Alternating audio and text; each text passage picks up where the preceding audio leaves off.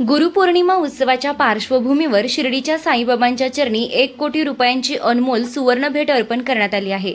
आंध्र प्रदेशातील साईभक्त मल्लादी श्रीनिवासन राव यांनी साईबाबांना तब्बल 1 कोटी रुपये मूल्याचा सुवर्ण मुकुट अर्पण केला आहे।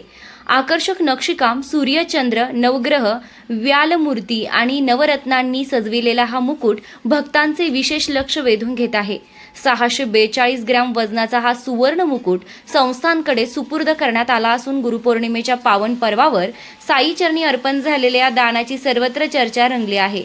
शिर्डीच्या साईबाबांना आपले गुरुस्थानी मानणारे आंध्र प्रदेशातील साई भक्त मल्लादी श्रीनिवासन राव यांनी गुरुपौर्णिमेच्या निमित्तानं साईबाबांना 1 कोटी रुपये मूल्याचा सुवर्ण मुकुट अर्पण केला आहे। सुमारे 642 ग्रॅम वजनाच्या या मुकुटावर अत्यंत आकर्षक नक्षीकाम करण्यात आलं असून त्यामध्ये सूर्य, चंद्र, नवग्रह, व्यालमूर्ती तसेच नवरत्नांची देखणी जडणघडण करण्यात आली आहे। उत्कृष्ट कारागिरीचा नमुना असलेला हा मुकुट साईबाबांच्या अलंकारात भर घालणारा ठरलाय। साईबाबा संस्थाननं दात्याचा यथोचित सत्कार करून मुकुट ताब्यात घेतला।